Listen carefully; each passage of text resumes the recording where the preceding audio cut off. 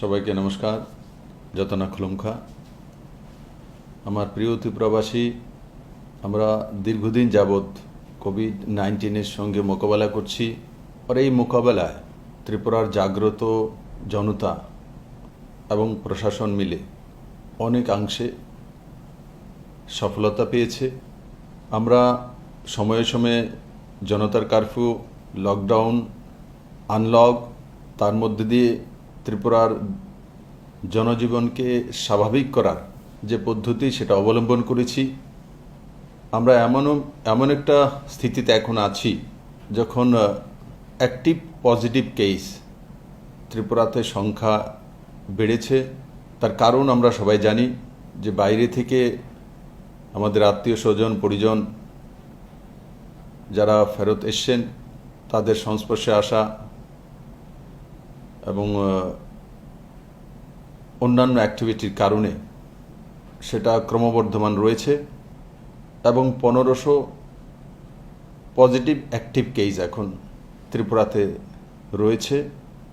কিন্তু তারপরেও আমি ত্রিপুরাবাসীকে ধন্যবাদ দেব বা ধন্যবাদ জানাবো যে আপনারা অতি সতর্কতার সঙ্গে গ্রামীণ কোয়ারেন্টাইন সেন্টার বা সরকারিভাবে যে ব্যবস্থাগুলো আমরা করেছি সেটিকে সঠিক এবং সদুপয়োগ করার কারণে ত্রিপুরা অনেকাংশে সেফ রয়েছে।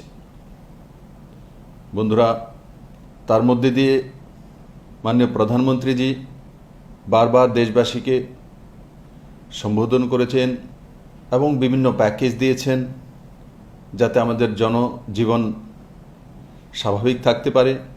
কিন্তু সব কিছুই সমাধান আমাদের হয়ে গেছে তেমন নয়, কারণ সেটা সম্ভবও নয় কোনো একটি সরকারের দ্বারা। আজকে যে জায়গায় ত্রিপুরা দাঁড়িয়ে আছে, আমাদের কোভিড-19 ফর্টালিটি রেট 0.29%, যেখানে ন্যাশনাল রেট 8%-এর উপর রয়েছে। আমাদের পার মিলিয়ন যে টেস্টিং সেটা 30,000-এর উপরে রয়েছে, যেটা ন্যাশনাল 10,000-এর কাছে। আমাদের কাছে 2,000-এর উপরে কোভিড-19 যে সেন্টার, তার মধ্যে 2,000-এর উপরে বেড রয়েছে, 86 ভেন্টিলেটর রয়েছে, আমাদের কাছে আইসিইউ রয়েছে, আমাদের কাছে পর্যাপ্ত পিপিই কিট রয়েছে প্রায় 72,000-এর কাছাকাছি। আর বিভিন্ন পিএসসি, সিএসসি এবং ডিস্ট্রিক্ট হসপিটাল এবং স্টেট হসপিটালস, এগুলোর মধ্যে পর্যাপ্ত পরিমাণে যারা সেই ব্যবস্থার সহভাগী ওনারা সবাই সমস্ত গ্রামে বাড়িতে যাবেন এবং যারা সিমটোমেটিক তাদেরকে পিএসসিতে বা সিএসসিতে বা আমাদের মেডিকেল যে সেন্টারগুলো রয়েছে সেখানে নিয়ে আসবেন এবং অ্যান্টিজেন টেস্ট করার পর রিপোর্ট সহকারে আপনাকে জানকারি দিয়ে দেওয়া হবে এবং তাতে বড় মাত্রায় ত্রিপুরা অ্যান্টিজেন টেস্ট হয়ে যাবে। এবং তার সঙ্গে সঙ্গে আমাদের 7টি যে মেশিন রয়েছে যেগুলো আমরা সোয়াব নিয়ে টেস্ট করি জিবি হসপিটালে ল্যাবে, সেগুলোও কন্টিনিউয়াস প্রসেস থাকবে, তাও আমরা টেস্ট করতে থাকব। আর সঙ্গে সঙ্গে এই অ্যান্টিজেন টেস্ট, এতে ত্রিপুরার চিত্র আগামী 3 মাসে কি হতে পারে একদম এই 3 দিনে ক্লিয়ার হয়ে আমাদের সামনে চলে আসতে পারবে। আর আমরা ওই হিসাবে তৈরি করতে পারবো যে আমরা আগামী 3 মাসে কোথায় দাঁড়াবো, গিয়ে কোথায় থাকব, ত্রিপুরার স্থিতি কি হবে। তার জন্য এই লকডাউন অত্যন্ত প্রয়োজন এবং বাড়িতে থাকা অত্যন্ত প্রয়োজন। বিনা প্রয়োজনে বাড়ির বাইরে না যাওয়া। হয়তোবা আপনি যদি বাড়ির বাইরে যাওয়ার কোনো অভিপ্রায় থাকে তো হয়তোবা ওই সময় স্বাস্থ্যকর্মী এসছেন, আপনার বাড়িতে সবাইকে দেখে চেক করেও গেলেন, আপনি নেই, হয়তোবা আপনার মধ্যে করোনা পজিটিভ হতেও পারে। তার জন্য সমস্ত সময় বাড়িতে থাকা, বাড়ির বাইরে না যাওয়া, আর সবাইকে সাহায্য করা, পুলিশকে সহায়তা করা, হেলথ কর্মীদেরকে সহায়তা করা, প্রশাসনকে সহায়তা করা। আর এই যে কর্মযজ্ঞে অ্যান্টিজেন টেস্টের টিম হয়ে যারা কাজ করবেন, সে অঙ্গনবাড়ি কর্মী হোক, সে স্বাস্থ্যকর্মী হোক, যারা এই টিমে ভাগিদারি থাকবেন, প্রত্যেকের জন্য রাজ্য সরকার এককালীন 1,000 টাকা করে তার স্যালারির সঙ্গে তার অ্যাকাউন্টে পৌঁছে দেওয়ার ব্যবস্থা রাজ্য সরকার করবে। মাননীয় প্রধানমন্ত্রীজি আগেই নভেম্বর পর্যন্ত ফ্রি রেশনিংয়ের ব্যবস্থা করেছেন। তো ত্রিপুরাতে যারা অন্তোদয় যারা বিপিএল, যারা প্রায়োরিটি হাউস হোল্ড, তাদের ব্যবস্থা তো মাননীয় প্রধানমন্ত্রীজি নভেম্বর পর্যন্ত ফ্রিতে করে দিয়েছেন। আর ত্রিপুরা সরকারও 1 মাসের জন্য আবারও যে 50,000 এপিএল পরিবার রয়েছে তাদেরকে ফ্রি রেশনিং ব্যবস্থা করে দেবে।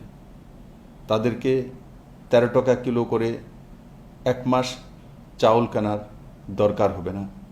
রাজ্য সরকার এই 50,000 পরিবার যাকে আগেও চাউল ফ্রি করে দেওয়া হয়েছিল 1 মাসের জন্য, রাজ্য সরকার সেটা ফ্রি রেশনের ব্যবস্থা করে দিচ্ছে। আমি রাজ্যবাসীর কাছে আপিল করব যে যতগুলো লকডাউন ত্রিপুরাতে হয়েছে বা জনতার কারফিউ হয়েছে সবগুলো আপনারা সাড়া দিয়েছেন, ঐতিহাসিক সাড়া দিয়েছেন, জাগ্রত জনতার উদাহরণ পেশ করেছেন। আপনাদের কারণেই সরকার সমর্থ হয়েছে করোনাকে অনেকাংশে আটকিয়ে রাখতে, ঠেকাতে।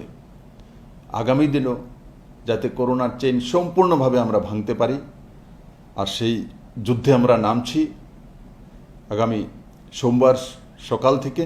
তার জন্য আমরা পুরো তৈরি আছি, পুরো টিম তৈরি হয়ে গেছে। বাস আপনাদের সাহায্য চাই, আপনার সহযোগিতা চাই। আমি আশা করি এই ড্রাইভে ত্রিপুরার সুন্দর একটা চিত্র উঠে আসবে এবং আমরা করোনার চেইনকে সম্পূর্ণভাবে পরাজিত করে দেব এবং অ্যান্টিজেন টেস্টে আমরা প্রত্যেকে সহায়তা করব। সহায়তা করে নিজের নিজের পরিবারকে সেভ করব, ত্রিপুরাকে সেভ করব।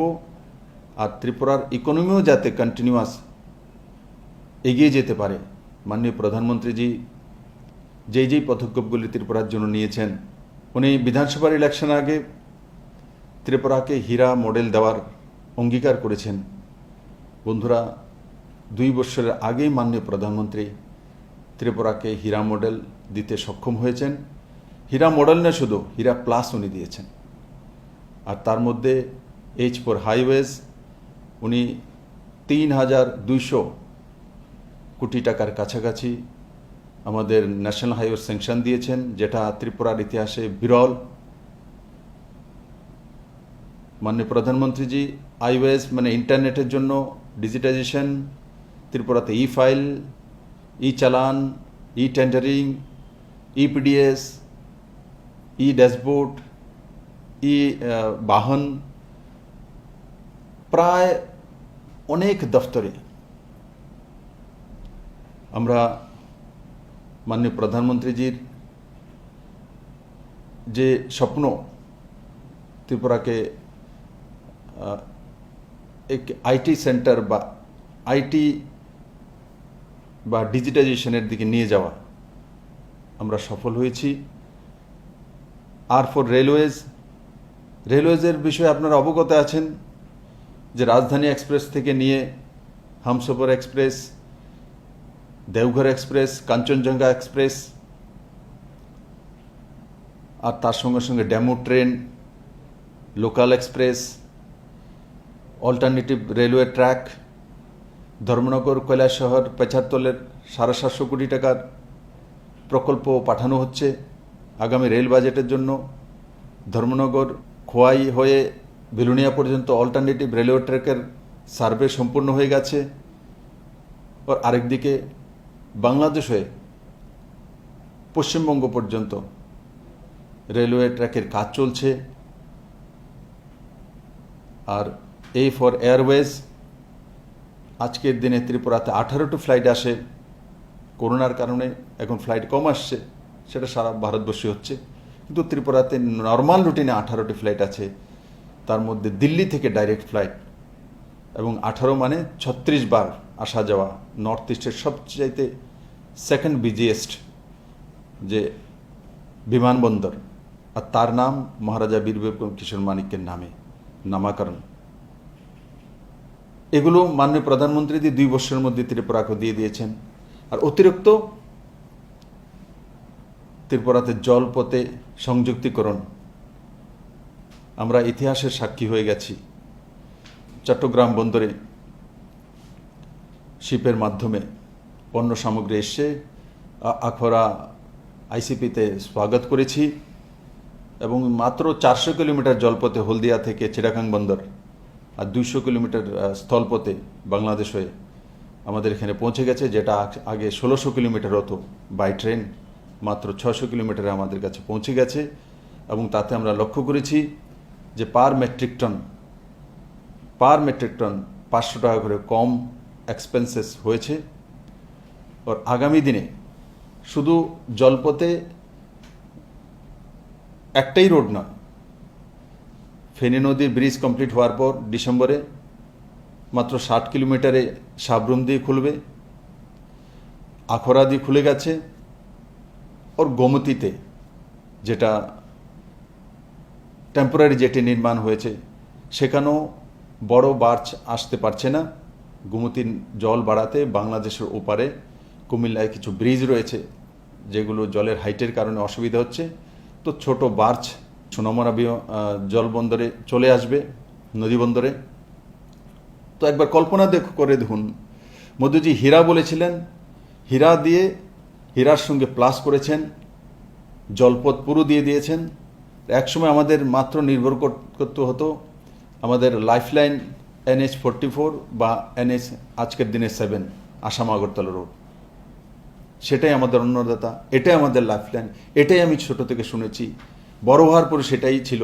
কিন্তু আজকে নরেন্দ্র মোদী লাইফলাইন একটা নয়, ত্রিপুরার জন্য 7খানা রাস্তা খুলে দিয়েছেন।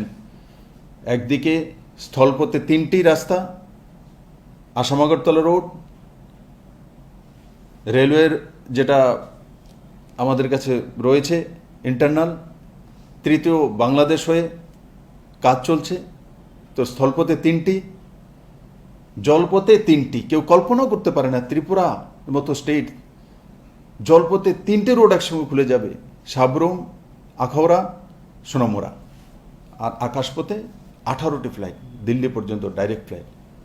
এগুলো মাননীয় প্রধানমন্ত্রী দিয়েছেন। আর পাওয়ার সেক্টরে প্রায় 4,500 কোটি টাকা এডিবি এবং ওয়ার্ল্ড ব্যাংক থেকে অনুমোদন পেয়েছি এবং মাননীয় প্রধানমন্ত্রীও পাওয়ার সেক্টরে তার জন্য বড় মাত্রায় ত্রিপুরাকে ইনভেস্ট করিয়েছে, যাতে ত্রিপুরার ভবিষ্যৎ, ত্রিপুরার মানুষের ইকোনমি এক নতুন দিশায় যেতে পারে। আমি আশা করি আমরা হীরা প্লাসকে নিয়ে এগিয়ে যাব আর করোনাকে পরাজিত করব। আর লকডাউনকে আমরা আগে যেভাবে মেনেছি, জনতার কারফিউকে আমরা যেভাবে সাড়া দিয়েছি ঠিক সেভাবে সাড়া দেব। সবাইকে অনেক অনেক ধন্যবাদ। ভালো থাকুন, সুস্থ থাকুন, বাড়িতে থাকুন। জয় হিন্দ।